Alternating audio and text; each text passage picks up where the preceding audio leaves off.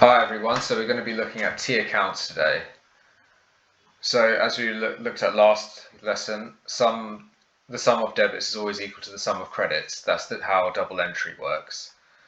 Now here are examples of T accounts. So as you can see for cash, do you see they all look like T's? And you have debits on one side and credits on the other. So debits on the left, credits on the right. Let's do an example just to understand how it all works. So I have a starting cash balance of £10,000 and it's funded by me who owns the business. How do I account for this? So if we're starting off with cash, we're going to debit cash of 10,000. Okay, now another way of saying starting cash balance is brought forward. Okay, so B/F or brought forward. So balance brought forward is 10,000. Now where's my credit going to go to? Well, I'm putting money into the business. The owner's putting money in. It's capital. So we credit, the owner has an interest, I have an interest in the business now. So my balance is now going to be £10,000. So as you can see, equity, balance brought forward of 10,000. Right, let's see what happens next. So this time I'm going to pay expenses of £5,000 and I want to know how to account for these. Right, so my cash is going down because I'm paying money out. Well, the business's cash is going down because it's paying money out. So we're going to credit cash 5,000. And you notice we put why the cash as a credit. It's because we put expenses next to it. Now, debit's going to go to expenses because we're increasing expenses. So we put cash 5,000. Okay, so we've done that transaction now. Bit of work done. What's next? Well, my business this time is making cash sales of £14,000 and I want to know how to account for them. Okay, so it's made cash sales of 14,000. How do I account for them? Well, my cash is increasing, so it's going to be debit cash. So I put sales 14,000. Where's my credit going to? Well, if my income is increasing, so I'm going to credit income. So cash 14,000. Okay.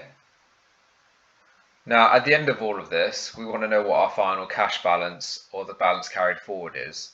So how can we work this out? Well, with simple maths. So you could do 10 plus 14k minus 5k, and that will give you 19k.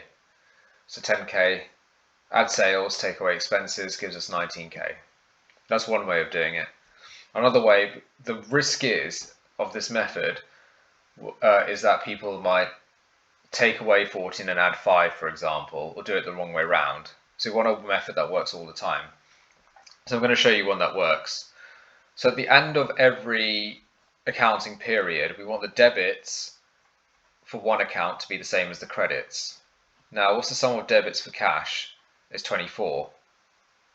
But as you can see, the credits are smaller than the debits. You know, the credits have catching up to do. And we want the credits to equal 24k as well. Now, how do we get it to equal to 24k? We need a balancing figure of 19k. And this balancing figure, the 19k, is telling us the final balance. So we can see that the balancing figure is 19k, and that tells us the closing balance is 19k. I'm going to repeat it for equity as well, and we'll see what happens. So equity hasn't moved at all. It should still be 10k, but let's see how the T account stuff works. So debits are currently 0, but credit is 10k. So do you see the 10k's here? So what must the other side be now? What do we need to make the other side equal to? Well, we need to make it equal to 10k as well. And how do we do that? With a balancing figure of 10k. So that shows as well that the balance hasn't moved because your balance carried forward here is the same as the balance brought forward. Now, let me just show you a few things. So is our final cash balance a debit or a credit? Well, it's positive, so it's going to be a debit. But look, the balance for cash is carried forward is credit. So it's opposite.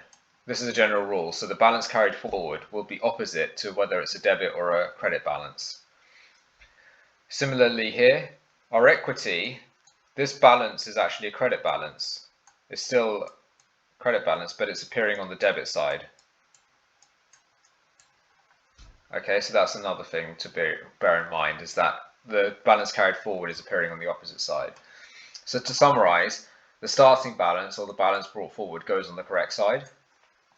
Our closing balance or balance carried forward goes on the opposite side to what we expect. So if it's a debit balance, it will be on the credit side of the T account.